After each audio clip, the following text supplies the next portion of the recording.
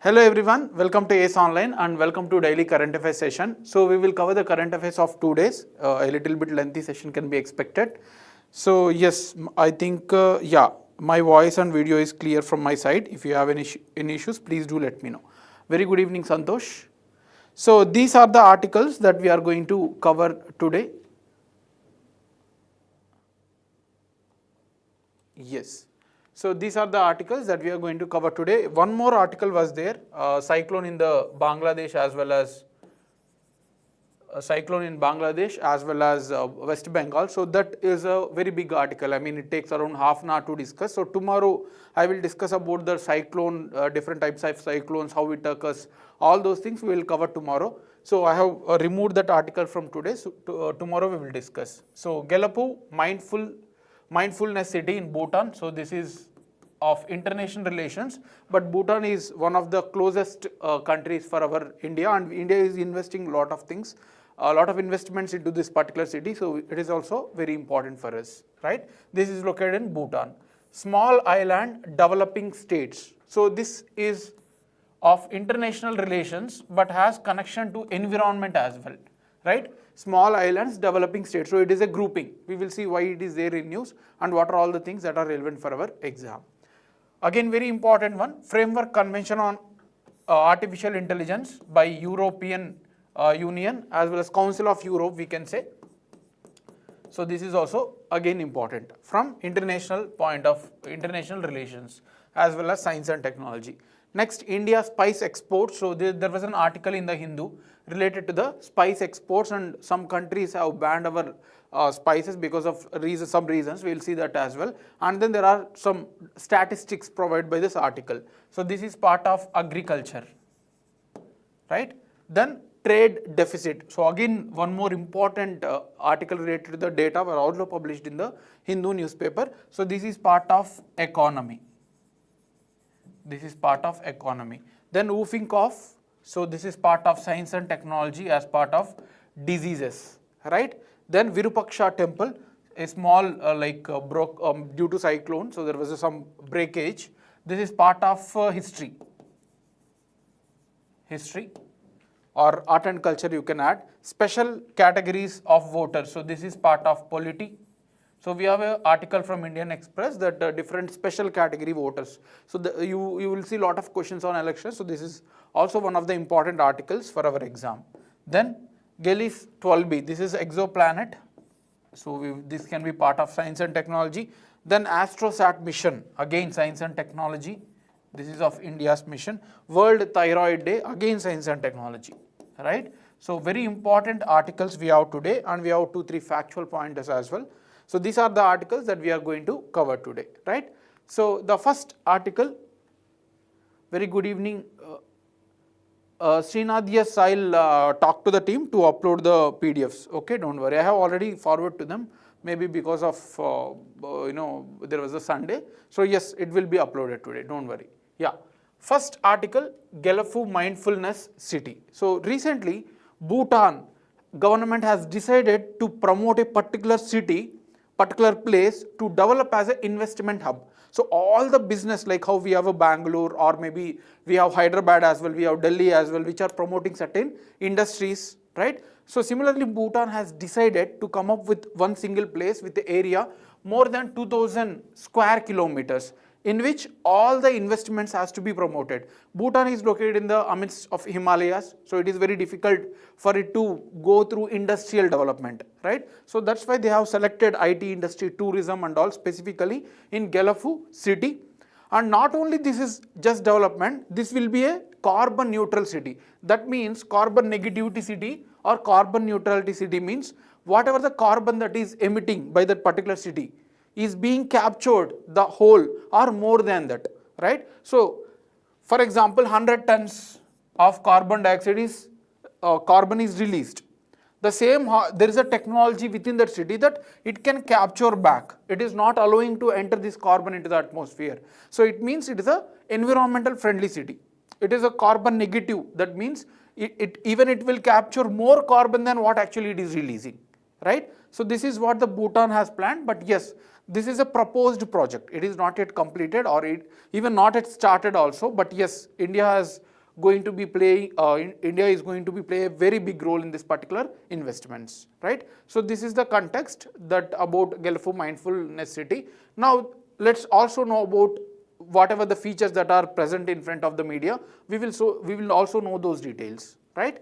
So it is a carbon neutral or carbon negative city project being developed by Bhutan. So mostly the question will be Gelu mindfulness city is in which country? They will ask you, right? So this is part of Bhutan and area is more than 2000 square kilometers, right? So it is going to act as an economic corridor. That means almost all the economic activities will take place, and this will connect with the South Asia to the Southeast Asia. So Southeast Asia, we have a number of projects. So you can see here, Southeast Asia, we have one of most important economical hub. We have 10 countries approximately, Southeast Asian nations, Association of Southeast Asian Nations. So it is going to connect the South Asia with the Southeast Asia, right? So India is also will be benefited, because if it is an easy trade, our goods will reach out to other countries as well, right? So that's why this is located here in the southern Bhutan, which is going to act as a connector between South Asia as well as the Southeast Asia, right? So this is the objective. Now, as part of this, India has agreed to connect the railway line from India to Bhutan. So railway line will be connected, and which also include a minimum of roadways, trading points, right? Connecting starting from Myanmar, Thailand, Cambodia and Singapore. So you can see here, this is Bhutan. So India will build a railway line and some parts of roadways as well. So it will cross through Myanmar and then it will go to Thailand, Bangkok, which is a hub, and then here we have Singapore. So it is going to connect the Southeast Asian countries. There's a lot of questions can be expected for from this particular project. I mean, in which it is connecting, which areas it is being connected, something like that they will ask, right? So they haven't chosen to build a lot of industries which are environmental unfriendly, that is like fossil fuels, energy and all. They are going to focus on eco-friendly businesses or industries which have like IT, which does not have many climate elements, right? So it is not like emitting any gases and all. Education, hotels, hospitalities, that is tourism, all these things are going to be, hospitals, tourism, all this going to be part of this project. So mostly of environmental friendly elements are going to be included, right? And this particular city, Gelu city, will have a special administrative region. Special administrative region, it means that the country's rules, whatever there is a rules and regulations, those are not going to apply in this region. There's going to be a different rules for different activities. So special administrative region, even in India also we have says like things, right? So they are going to implement the same. So this is about the Gelu mindfulness city. So you need to know what is the purpose, right? So what is the purpose and which country is promoting and what is the role of India as well. So I hope this is clear. Any doubts? Yeah, very good evening. Sahana PDFs will be available, okay?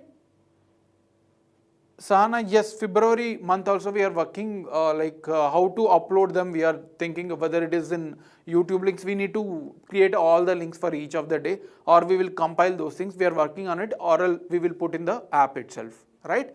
So yes, you will get it, don't worry. Small island, next article. I hope this is clear. Any doubts from my side? From this particular article, should I clear? Moving to the next article, that is small islands developing states. Small islands developing states. Why the context? 4th International Conference on Small Islands is going to takes place from 27th May to 30th May in Antigua and Barbuda in the West Indies, right? Caribbean islands. This is going to happen, right?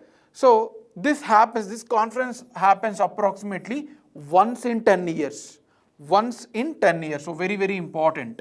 The conference is not an yearly, once in 10 years, right? Before knowing about this conference, we need to know what actually are small islands developing states. So what is this organization, or what is this coalition? So that we need to know, right? Small islands developing states are intergovernmental coalitions right? So we have number of small island countries like Maldives, Mauritius, right? Even we have in South China Sea, we have small islands.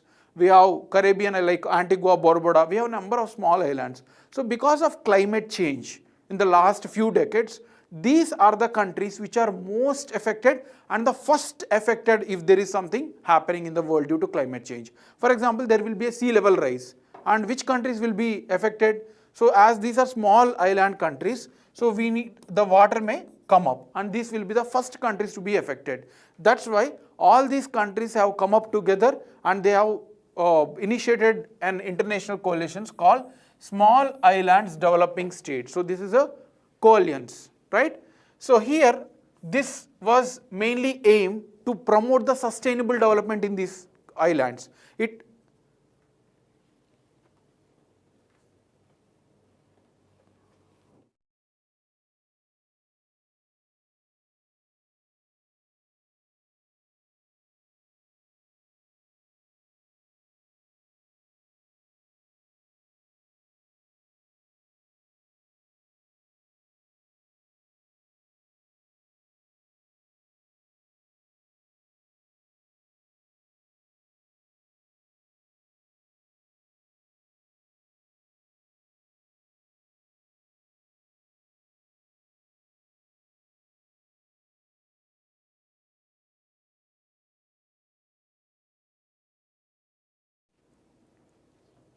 Yeah, next article. So there was some issue with the video. I hope this is clear now.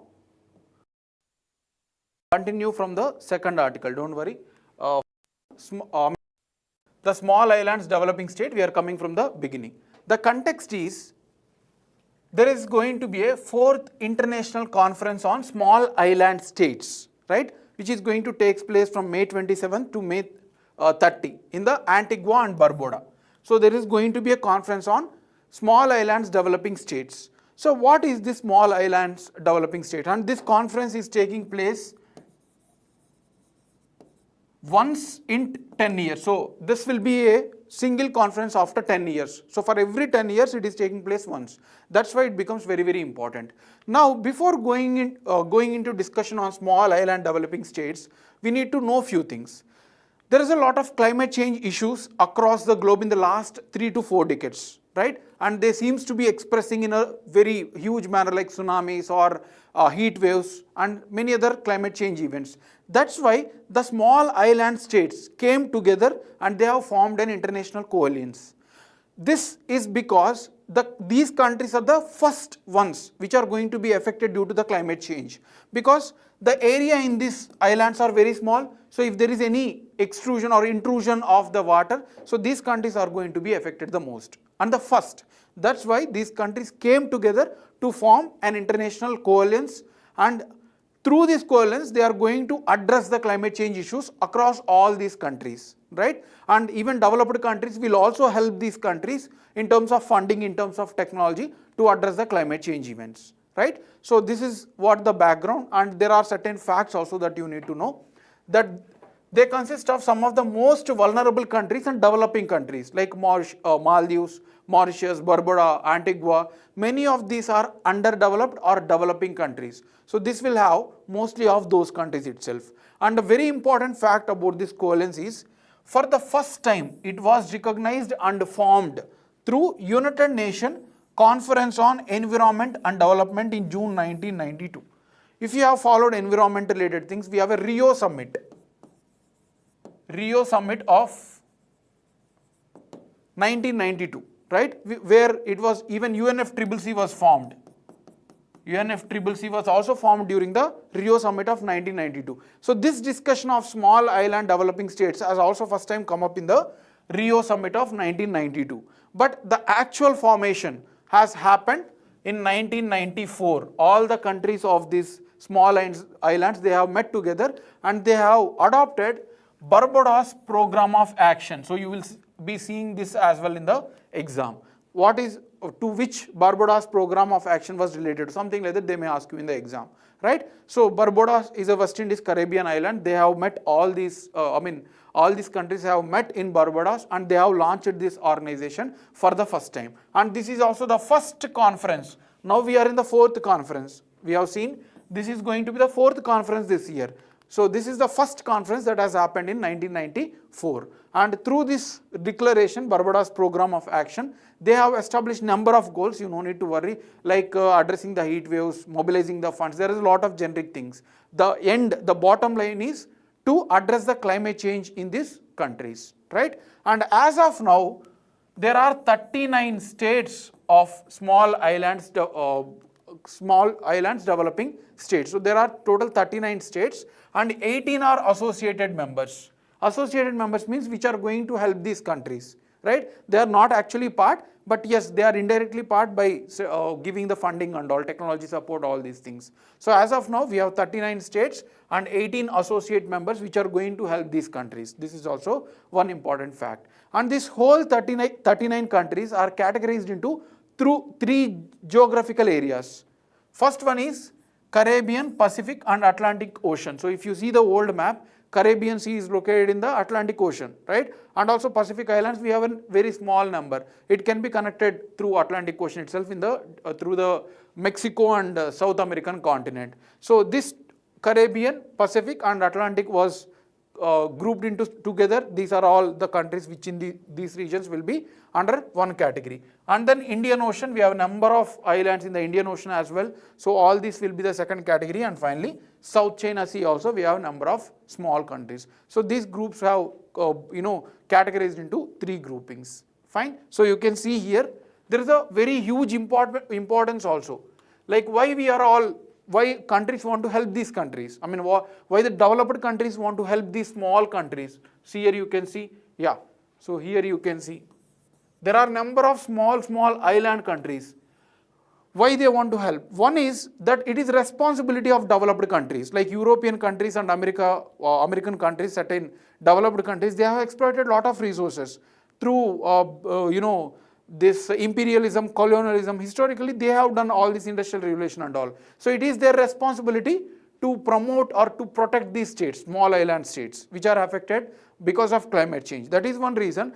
But there is also one more reason, because 63 million populations are residing in these islands. So population is also very important, right? So this is one important one.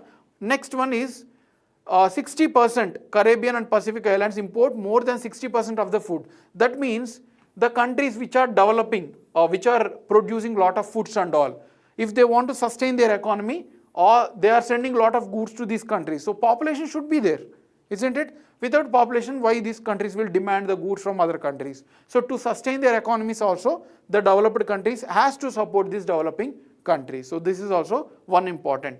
And 1/3 of this countries, small island countries, are facing lot of health issues, obesity and many more, right? So that is also one more important issue.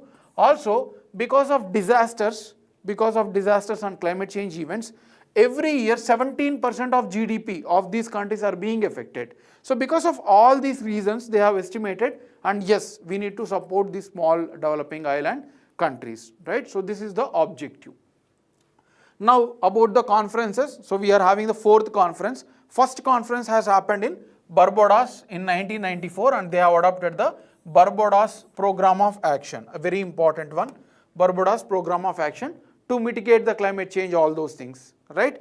And then the second conference has happened in the Mauritius, Port Louis, the capital of Mauritius. So it has happened in the Mauritius, right? Mauritius is a country which is located in the Indian Ocean. So it has happened in 2005. After 1994, it has happened in 2005, so approximately after 10 years. And it was adopted Mauritius strategy. You will also see this term in the exam. So they may ask you Mauritius strategy as well. It aims to enhance the Barbados action plan. Whatever we have kept the targets under the Barbados action plan, we are going to implement them as well. That's what the proposal, right? And then 3rd international conference has took place in Samoa. Samoa is in a West Pacific Ocean in the East Asia. So we have adopted Samoa pathway. You will also see this one as well, Samoa pathway. So this is the acceleration modification of action. So whatever we have already declared, we are going to accelerate the mitigations. I mean, whatever the actions that we need to take, we are going to accelerate. Now the 4th conference is happening, that is happening in the Antigua and Barbuda. This is the context, right? So this is of small island developing states. So here you need to know what actually the issue. They will ask you for what purpose this small island developing states was adopted. For mitigating the climate change in the small island countries. That is the objective, and this is the context that also you need to remember. And then there are some facts which are very important for us from this particular, when it was adopted, right? And then which conferences we had, first, second and third, and the fourth one is happening in this Barbuda, right? Antigua and Barbuda. Any doubts in this second article?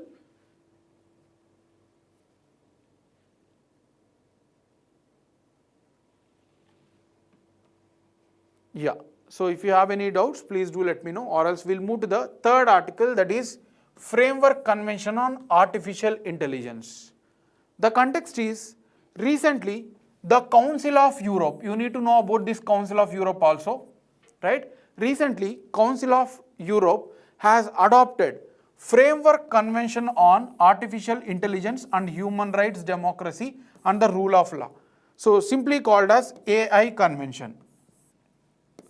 So again there can be a question, recently which organization or which grouping has adopted Framework Convention on Artificial Intelligence and Human Rights, Democracy and the Rule of Law? It is not European Union, but the Council of Europe. We will see the difference between the Council of Europe and European Union as well, right? It was adopted on May 17th. And why this convention was adopted? You must have seen, because of the artificial intelligence, there is a lot of deep fakes, lot of cyber crimes which are violating the human rights and democracy. We have also discussed one element, doxing, recently, like few days back itself we have discussed about doxing, publishing the personal data using artificial intelligence, whatever the mechanisms are. So because of this, the democracies are crumbling, right? They are being affected, and also they are violating the human rights, right? Publishing our personal details into the media, social media, using artificial intelligence, deep fakes, all these things are violation of human rights as well as the rule of law. That's why Council of Europe has come up with a convention, AI convention, to contain such type of incidents. Because if there is no rule to mitigate them, there is no punishments, then people will keep doing those things. Unless we have a certain rules, regulations, we cannot punish the people. Even judiciary will also give them lesser punishment and all, right? So that's why the Council of Europe has brought this convention to mitigate those events, right? So this was adopted on May 17th. Now, what is this Council of Europe? How is it different from European Union? European Union is a coalescence or a grouping based on the economic criteria. Single market, single currency, all those things are based on the economic elements. But Council of Europe was formed in 1949, which currently having 46 members. In European Union, we have only 26 or 27 countries, but Council of Europe is a much bigger group with 46 countries, right? So here, the main aim of Council of Europe is not economical one, rather it aims to protect the human rights, democracy and rule of law, which is the core elements of the democratic political world. So this is a political organization rather than an economical organization. This is a political organization, right? This is a political organization, fine. It is a separate organization from European Union. So European Union, we have only 27 countries, that is economical, right? And one important thing as of now, no country has joined European Union without joining the Council of Europe. So first the countries are joining Council of Europe, then only they are joining the European Union, right? So Council of Europe is a much bigger one and European Union is a smaller one, right? So this is very important. This is a political organization, fine. It also constitutes, it has a very important thing. This group constitutes an expert committee called Venice Commission. This is also will be asked in the exam.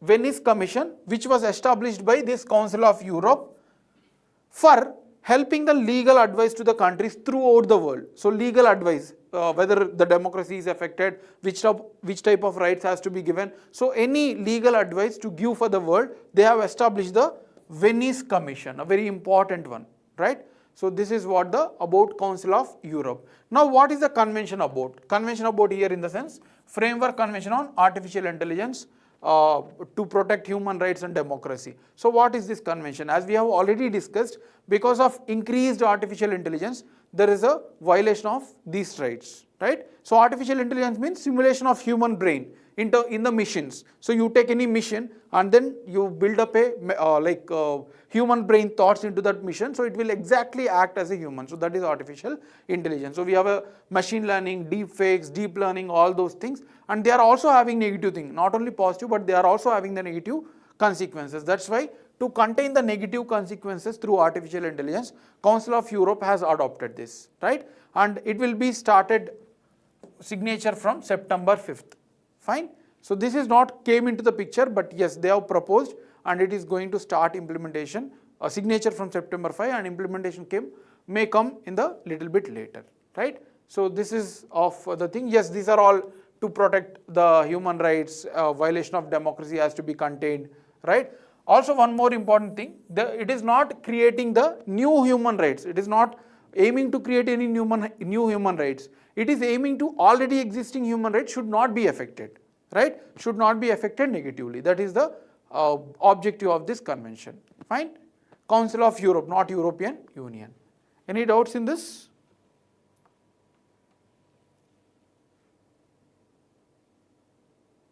So this is one of the important articles, and you will see lot of such questions. Even UPSC also, they have asked European Union related things. There is a lot of times the questions are there, right? So this is about the Convention on Artificial Intelligence, or simply Artificial Intelligence Convention. Next article, Indian spice exports. There was an again article in the Hindu today itself. It is of Monday's newspaper. Recently, some countries, Hong Kong, USA and Singapore, have banned our species, especially from MTR, MDH, Everest masala. All these were banned by certain countries. And what is the reason? The reason is that it was found these spices has ethylene oxide. Ethylene oxide. These spices was found to having excess ethylene oxide. So a little amount is fine, because to make them for longer, the longer period. So the sterilization to clean up and then eliminate the bacteria and all in these species, we can use little. But it is found that they are using more than permissible limits to enhance the shelf life, to increase the shelf life validity of the products. They are increasing the use of ethylene oxide. So because of this, they have banned such type of spices, right? Now, what is the effect of using ethylene oxide? Why they were concerned? They are concerned because it may lead to diseases like cancer, right? And then what you call lack of breathingness, right? And many more health issues were there. Because of that, they have banned this Indian spices, right? So issues with the ethylene spices is that they can emit ethylene glycol. Like this is a toxic one. Recently there was a lot of deaths in the African children after using Indian this tonics and all. This is because they contain the ethylene glycol, which is having a negative impacts on the health, right? It may lead to lymphoma, leukemia like a cancer. So such type of things may cause because of excess use of ethylene oxide. That's why they are banned. Fine. So this is this we have already discussed a few days back, few weeks back, but yes, this was again discussed in the article, and along with that, they have also discussed about the Indian spice exports, like how value it is for India, right? So they have discussed about the data, and this data can be also asked in the exam, very much important, right? So in 2023-24, last year, financial year starting from April 1, 2023 to March 31, 2024. So we have exported spice worth of $4.4 billion. So 1 billion you can take 100 crores and multiply it by 80, because $1 equal to 80 rupees. So this is a huge amount, and nearly in terms of weight 14 lakh tons. It is not just about the worth of money but also weight. So both the things has to be remembered. This is the total export of spices, and this is the total weightage of spices that we are exporting. Fine. And this is increased from the before financial year. So it has increased by 12%. Indirectly, the article is saying that spices are very important for India's economy. and the people who are depending on them. If the countries keep banning our spices, the people who are depending on them will be affected. So this is the intention to show these details, right? And in terms of production, out of spices, there are a lot of spices like garlic, chilies, right? Cloves. We have a number of spices. Out of that, top 3 spices in terms of production is garlic. Garlic holds the first rank in terms of production. And then ginger holds the second rank and the chili holds the third rank. These 3 you need to remember. Garlic is the highest, first rank, highest production, then ginger, then comes the chili. And the top exports which we are sending our goods is China, Bangladesh. Only US has banned, Singapore has banned. If China and Bangladesh also bans, so it will have a huge impact on the Indian farmers. So these are the 2 countries followed by West Asian countries, and USA are the major markets for Indian spices, right? So these are the facts that you need to remember. Any doubts in this?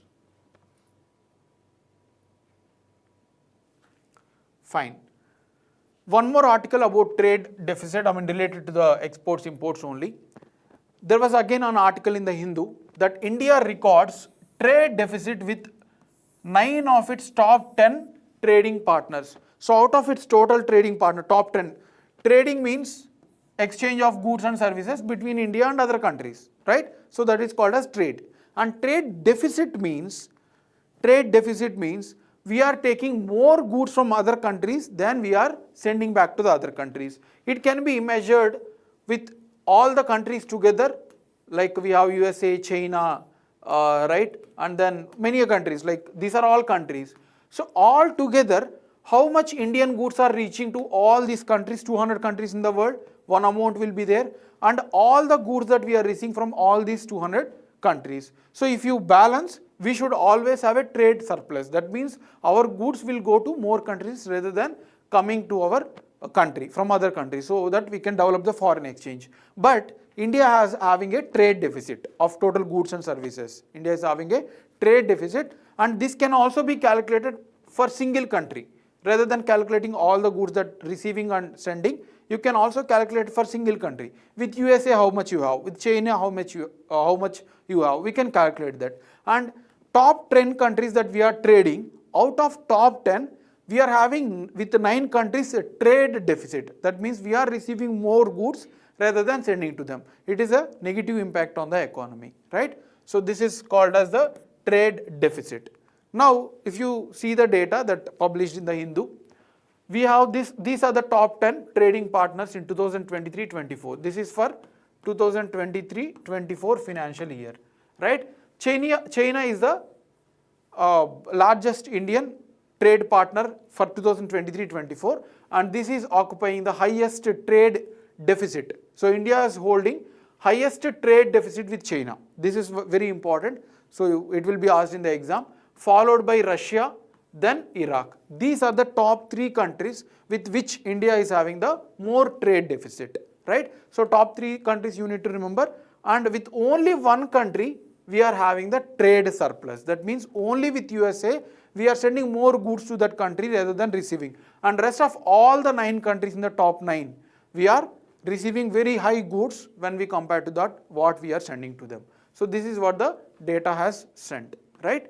So you need to remember the top 3 countries, China, Russia and Iraq is having the highest trade deficit for India with, right? And only US is having the, only with USA we are having the trade surplus. So that is important data. Now there are few more important points mentioned in the article that with China, Russia, Korea and Hong Kong, with these 4 countries, our trade deficit has increased when we compare to the previous year. So this is a negative thing for us. Our trade deficit has increased with these 4 countries, and with UAE, Saudi Arabia, Russia, Indonesia and Iraq, it has narrowed. That means we are taking lesser amount of goods than the previous year. So these countries we are able to improve the trade with them, but here in these 4 countries we are having the negative impact. So here Russia is not there. Fine. Yeah, so these are also can be remembered for the exam. And China has emerged as the largest trading partner with India in 2023-24. Earlier in 2020, 21-22 and 22-23, we are having the USA as the largest trade partner. But last year, China has surpassed it with a total trade of 118.4 billion. And USA, we have 118.28. Right? And marginally, China has become the largest trading partner for India. Right? So this is important. Now, India has a free trade agreement with 4 of its top trading partners: Singapore, UAE, Korea and Indonesia. With these 4 countries, we are having the free trade. Why this point is emphasized in the article, can anyone tell? Can anyone tell me why this was emphasized? India has a free trade agreement. Out of this 10, we are having these 4 countries with the free trade agreement. What is the significance of this point?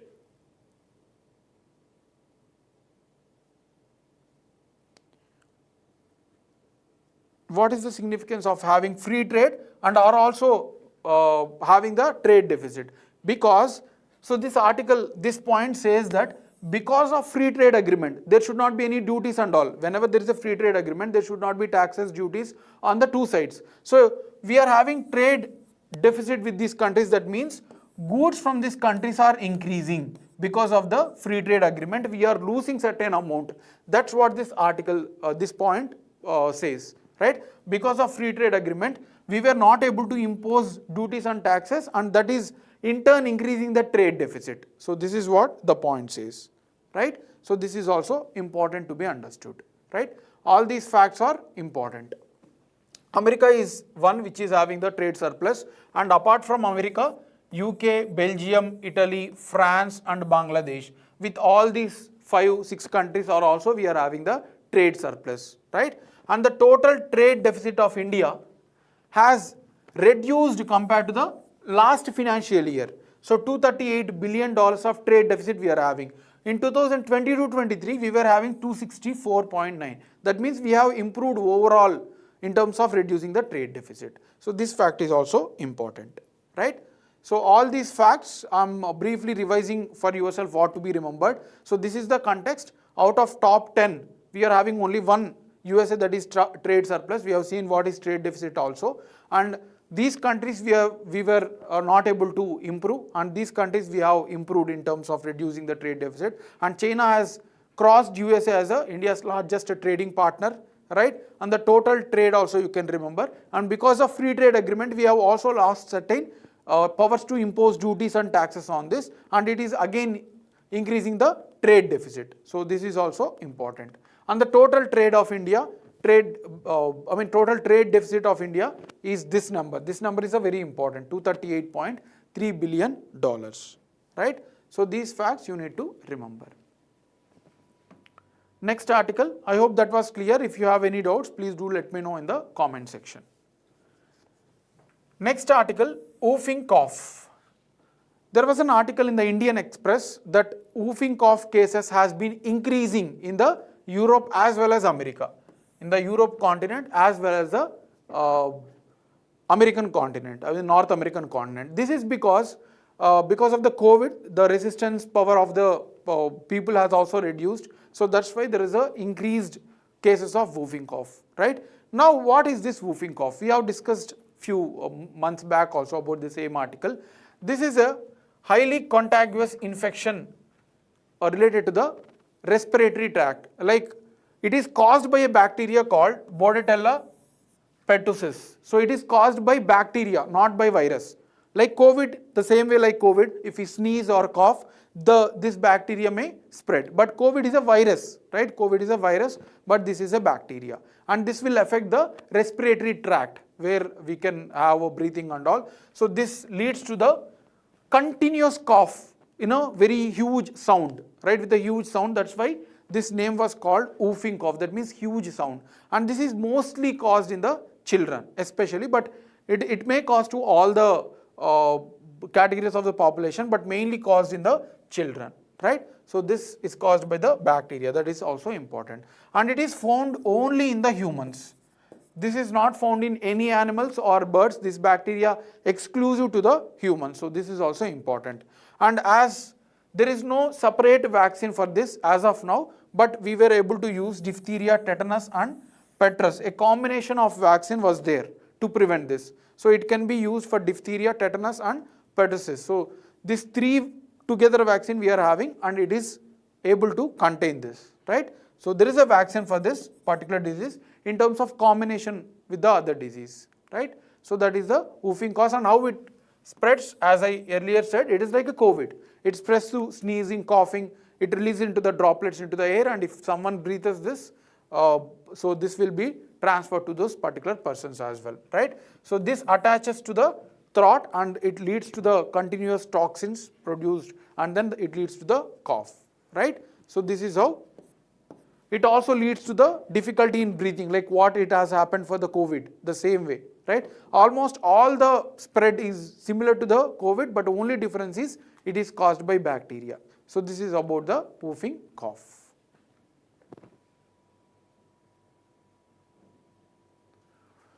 Next article, Virupaksha temple.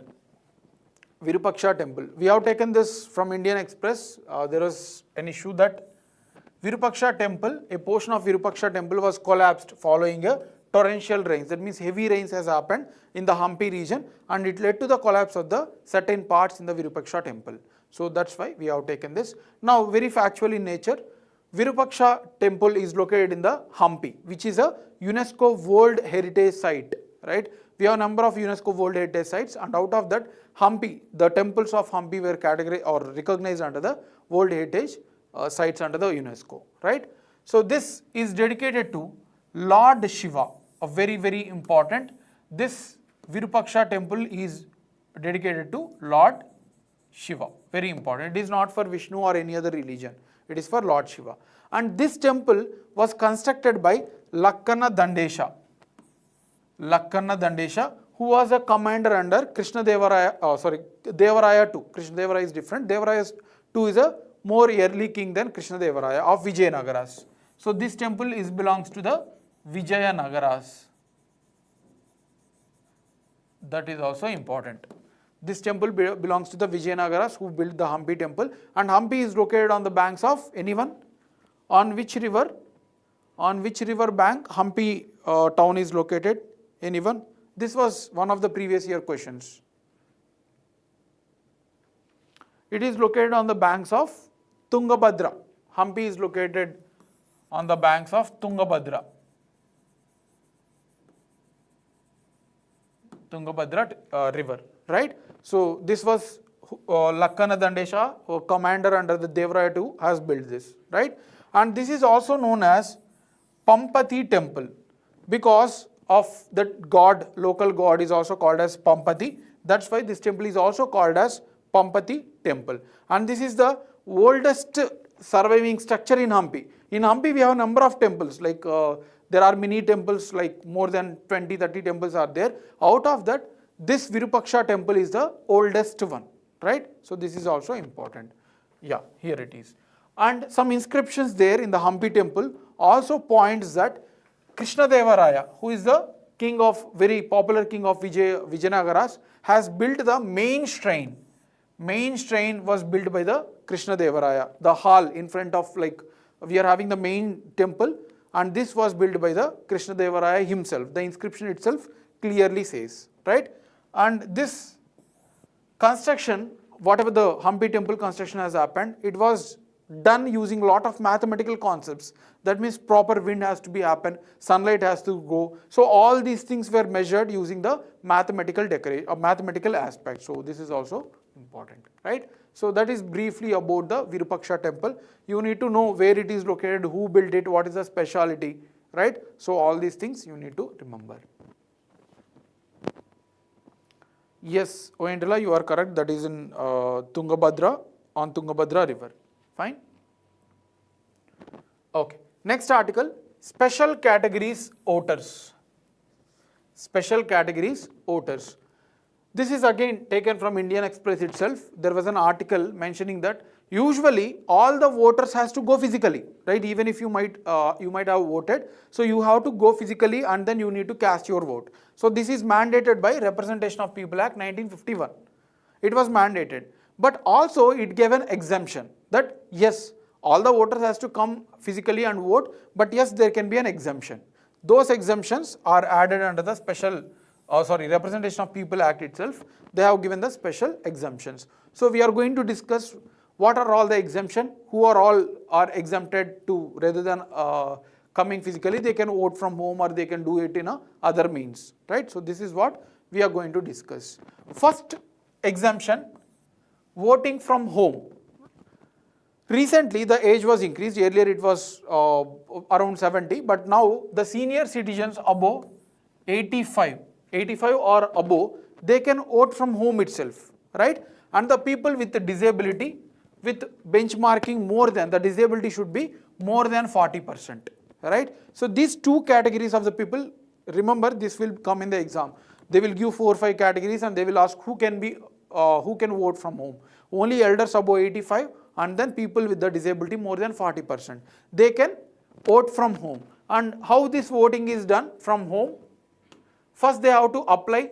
They have to apply in the Election Commission website, and then after application it will be accepted if it is a legitimate, and then 2 polling officials with a police officer. One police officer will attend to that particular address where the voter has filled the form about the address and all.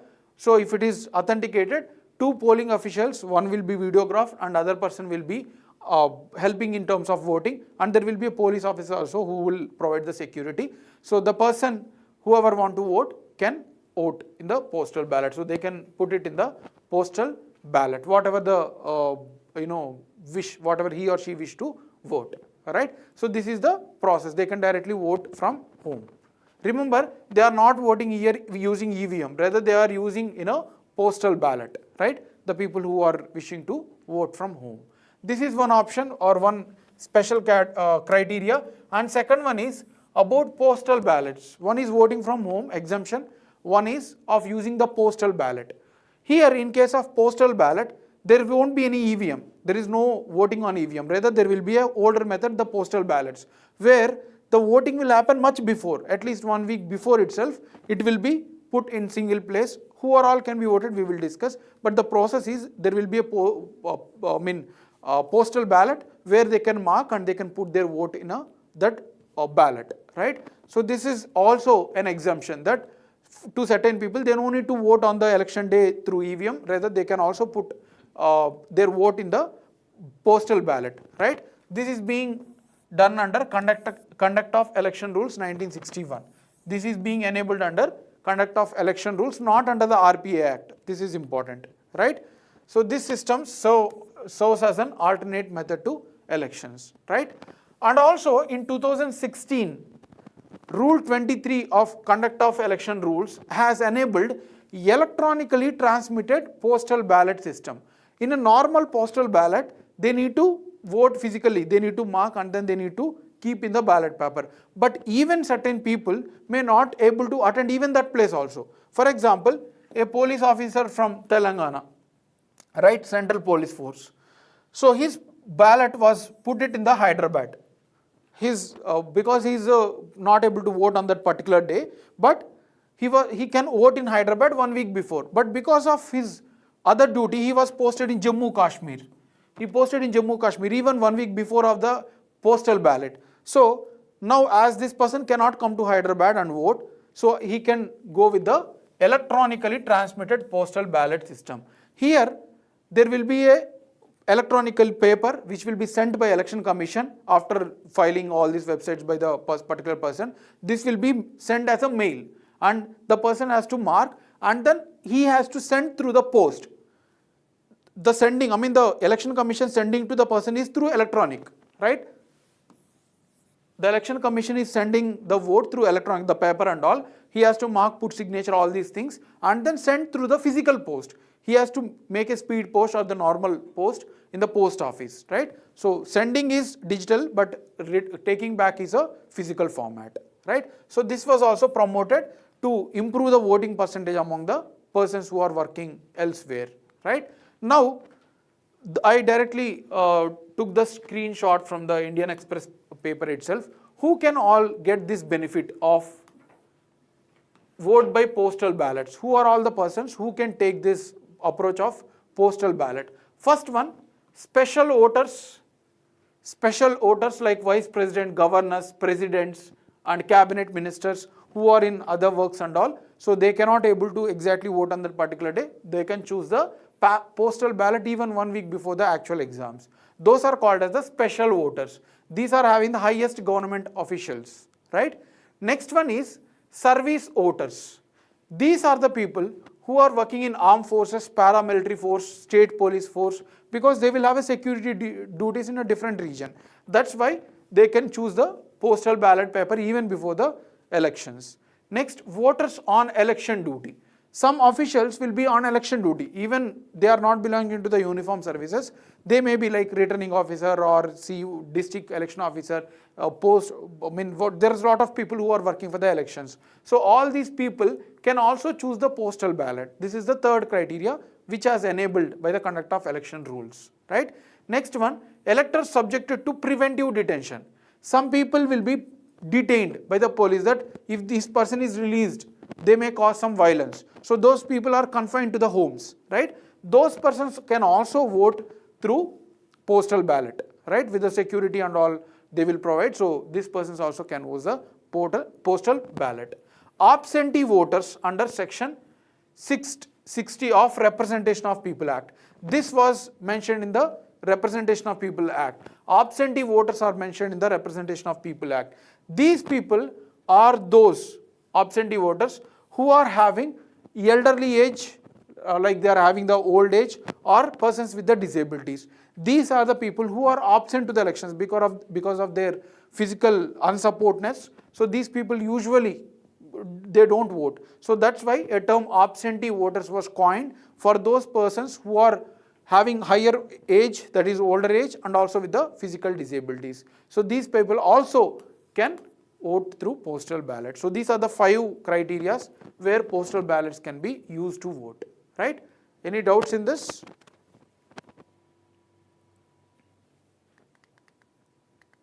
So we have seen the normal condition, we need to go and vote in the EVMs, right, on election day. But even before that, there is a possibility to vote in 2 manners. One is vote from home to certain sections, and then case of postal ballot for 5 categories. So it was enabled under conduct of election rules, and the process also I have explained. And then electronically transmitted postal ballot also we have discussed. And finally, who are all can use the postal ballot system, right? So that is about the exemptions to the normal process of voting. Fine. Any doubts? Please do let me know if you have any doubts. Next one, Gliese 12b. Gliese 12b. Recently, NASA's, we will see each and everything, transiting exoplanet survey satellite. We will see about this also, this particular satellite also, right?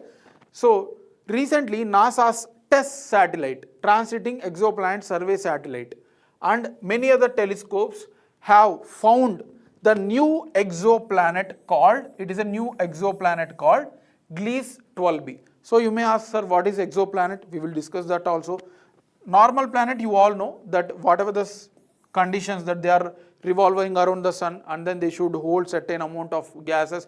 There is a number of conditions to be a planet. So those are all planets called when they are revolving around the sun.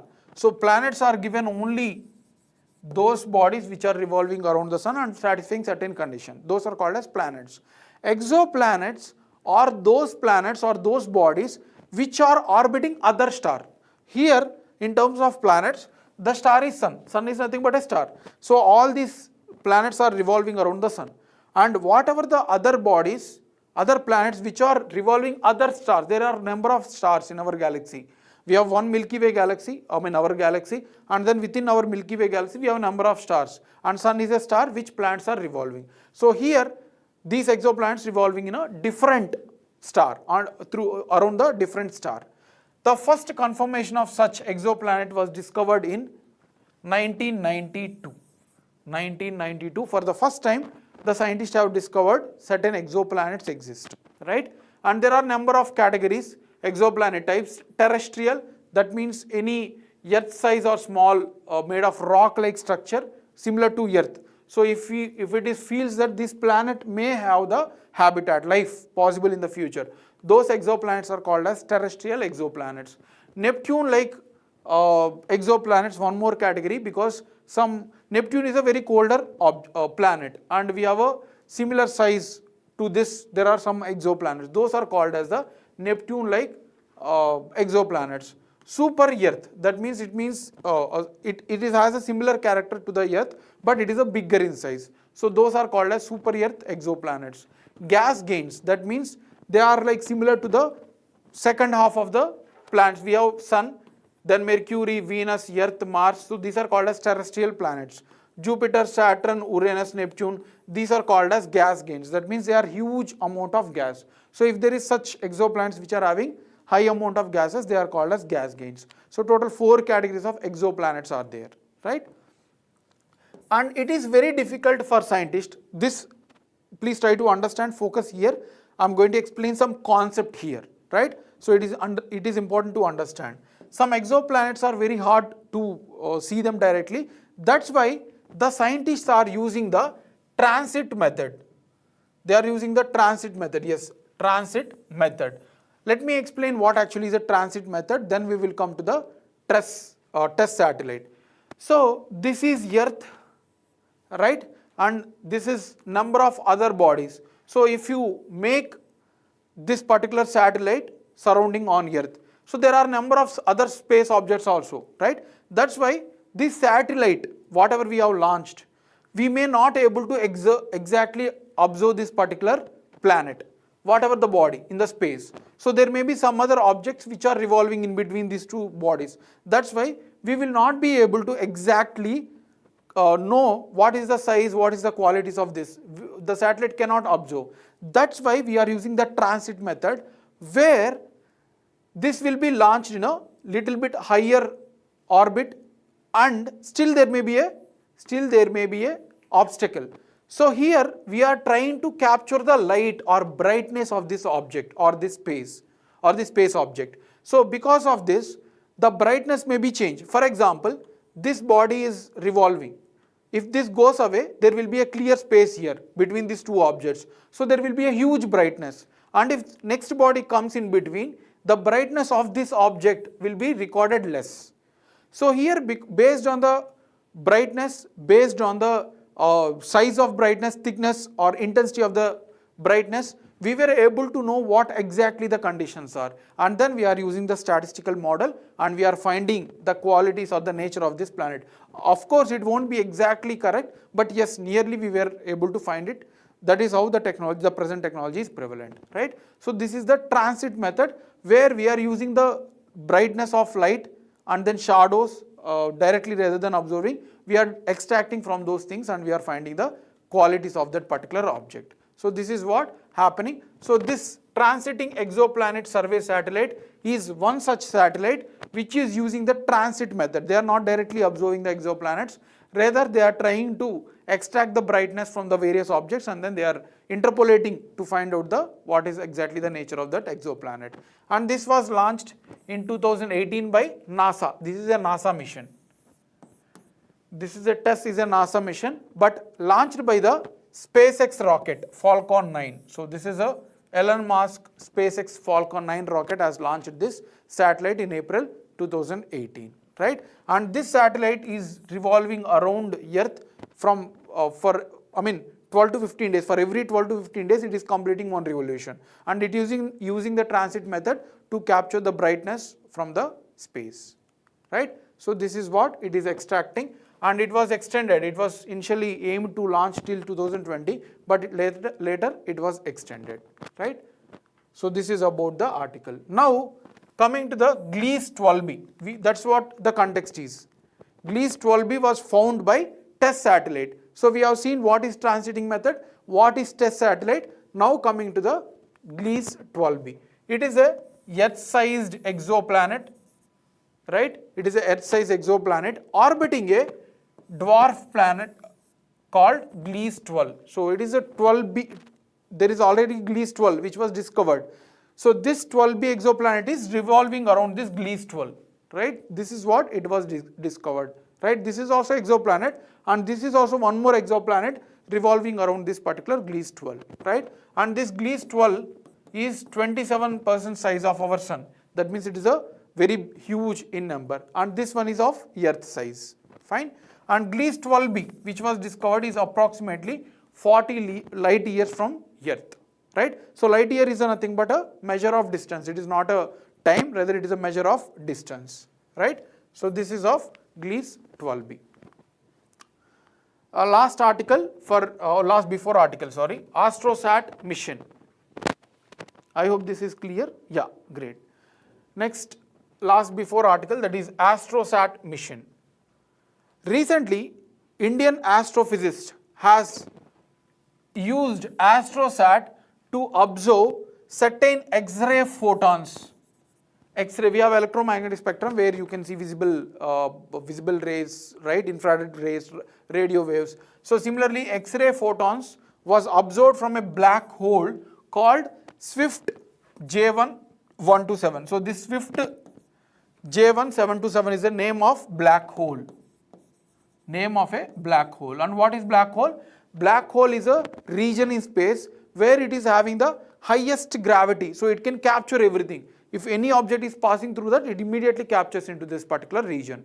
And even light cannot escape. Even if you put the light, even the light will be captured and light cannot pass through, right? So if you put your hand and then keep light on it, it can pass through. A little bit it can pass through from most of the objects. But even light cannot escape from this region. So these black holes are a region in space with the highest gravity where everything can be captured into it. It cannot, nothing can be escaped from that particular region.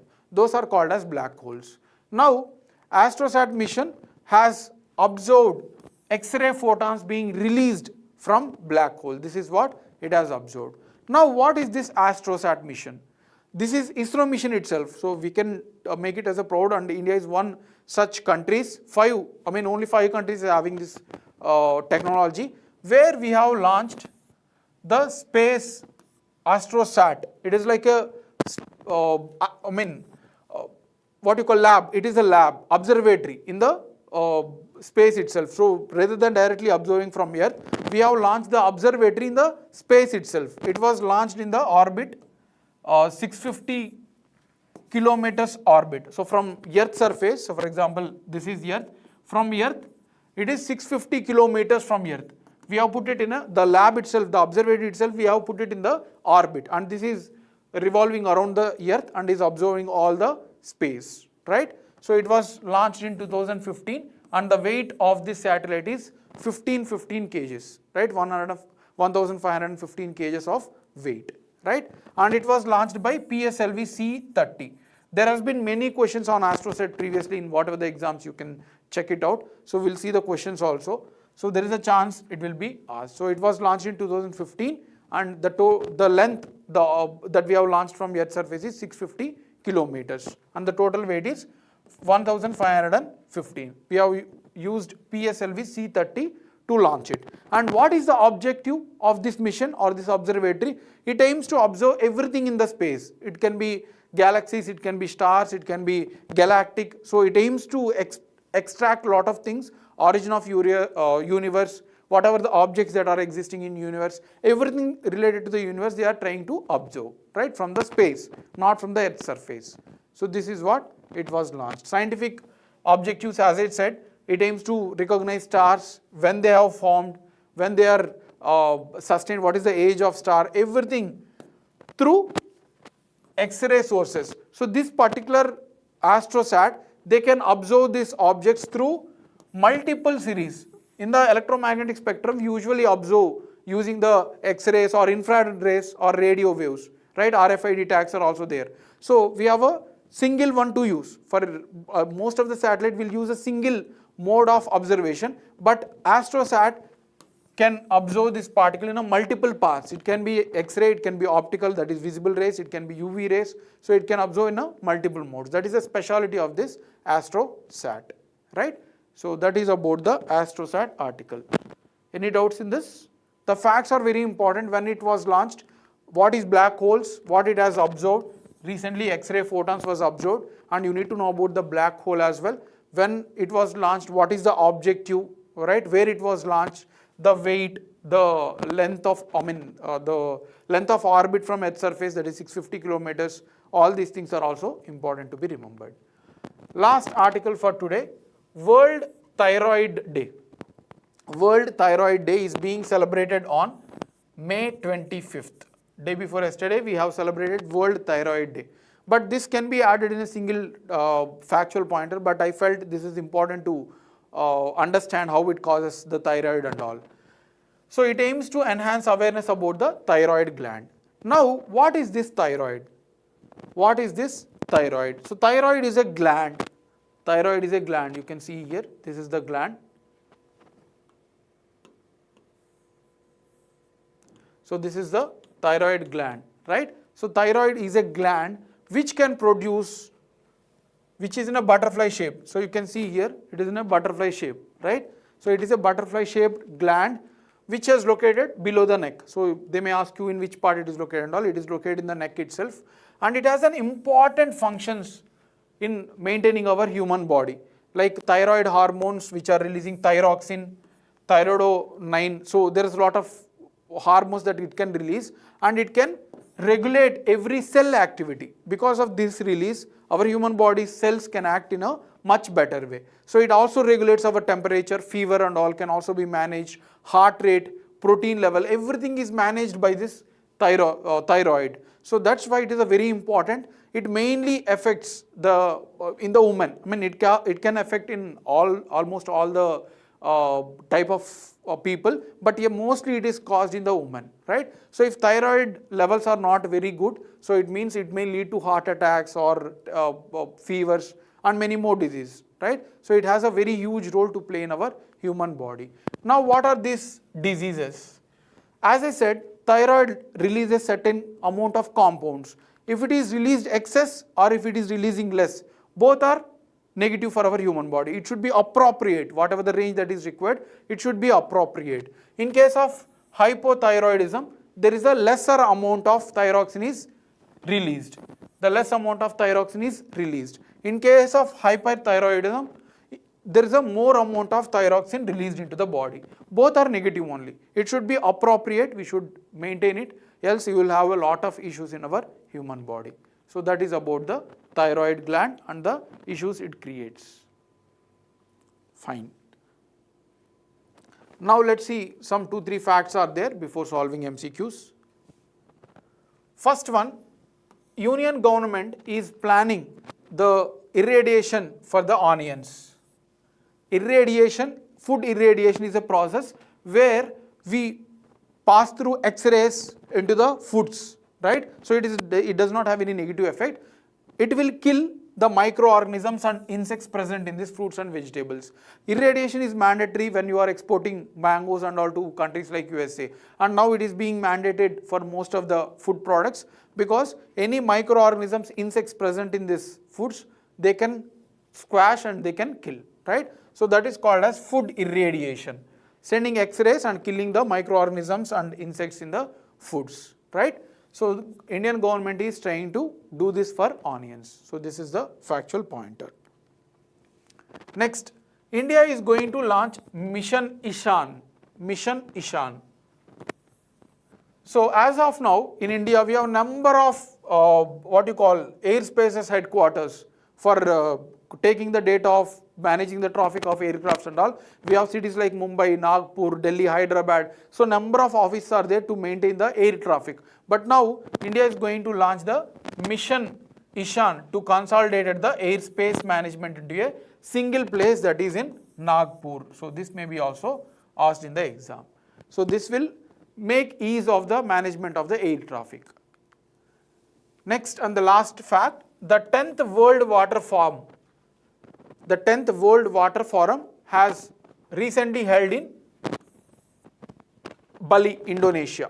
Bali, Indonesia, and with the theme Water for Shared Prosperity. So theme is important, where it is also important, where it has happened also important. This is the 10th World Water Forum Conference, and this is a World Water Forum is a private international coalition. I mean, the number of private organization, countries, all these things attend this conference, and the main aim is to focus on water conservation, clean water, food and energy. It's a very generic in nature, right?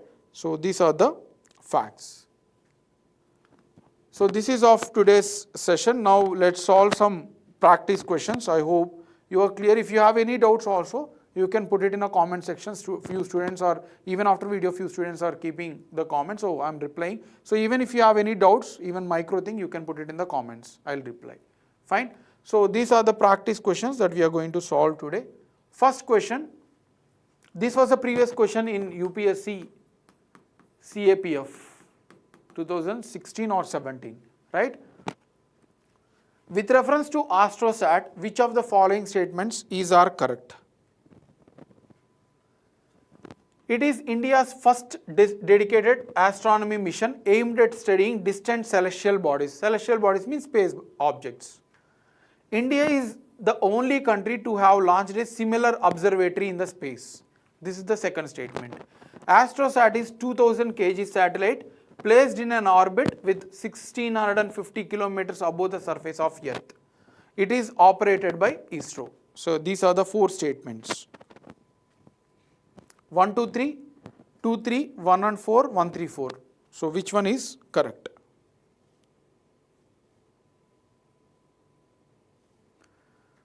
So this is operated by ISRO. We have discussed this is of India's, that's why it is so proud. So 4 should be there. You can eliminate second option. And first one is also correct. India's first observatory which can observe the distant celestial body. So 1 should also be there. So 1 is there in all the things. Astrosat is 2000 kg satellite. No, it is 1515 kgs and then 650 kilometers from surface. So third statement can be eliminated again. Now second statement, India is the only country to have this observatory. No, India is the 5th country. So I have said 5 countries is already existing. So answer is 1 and 4. So Santosh and Srinath has answered it as correct. Next question, which of the following statements regarding Virupaksha temple is correct? Regarding Virupaksha temple. The hall in front of the main shrine was built by Krishnadeva to mark his accession. First statement. It has a unique shrine designed as a chariot. It has a unique shrine designed as a chariot. Chariot means a horse chariot, right? So it is saying that it is having a, this is also previous question only in UPSC civil service itself in 2007 or 6. Right, I have directly copied the question. It has a unique shrine designed as a chariot. The principal deity of this temple was generally worshipped in Maharashtra. This is a tricky question. Let's see who will answer this question. You need to apply the mind rather than blindly remembering the facts. You need to apply the mind. So let me explain this. The hall in front of the main shrine was built by Krishnadeva. We have seen this, we have discussed this, right? So first statement is correct. The main shrine, the hall was built by Krishnadeva only. So 1 should be there, right? It has a unique shrine designed as a chariot. So this is a tricky one which was given by UPSC. This is wrong. This is located in Sun Temple, Konark. Sun Temple, Konark. Konark in Odisha. So this was taken, this statement was taken from the Konark temple and added here. So second statement is wrong. That's how you, you need to know about other temples also, whatever there which are relevant for our exam, you need to know that as well. So second statement is also wrong. The principal deity of the temple was generally worshipped in Maharashtra. So the main deity, what is this main deity? We have seen this Virupaksha temple is of Lord Shiva. Lord Shiva. So in Maharashtra, we have a Pandharpur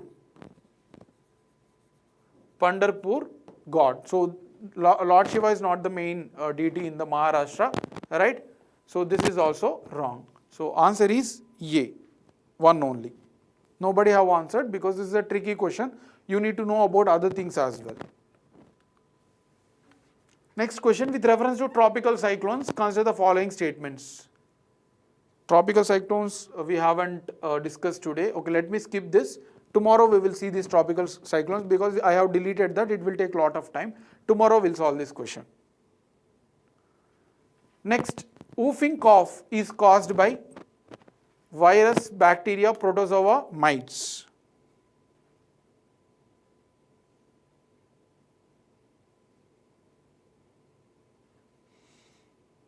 Yes, correct, Santosh. That was located. 2 is A. Yes, few people have answered it as correct. Srinath, Oindila, Santosh, Keshav has answered it as correct. Very good. Now tell me for this question, whooping cough is caused by virus, bacteria, protozoa, mites. Yes, it is bacteria. We have seen that is difference between COVID and whooping cough. So it is caused by bacteria. Srinath, Keshav, Oindila, Sahana has answered it as correct. Fine. Last question for today.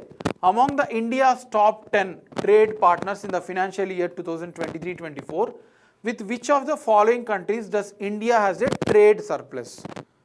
We have discussed in detail. You have to answer this question.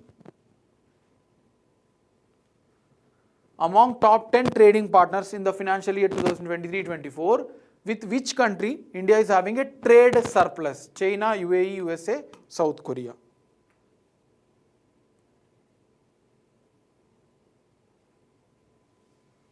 It is not China, we have a trade deficit. UAE also we have a trade deficit. South Korea is also we have a trade deficit. So only with USA we are having the trade surplus. Right. Santosh, Sahana, Oindila and Srinath have answered it as correct. Right. So this is of today's session. We have a lot of factual things rather than conceptual ones. Still you need to revise. Tomorrow we will discuss about the tropical cyclones as well, and the PDFs also will be attached to the respective videos. Have a great evening. Thank you.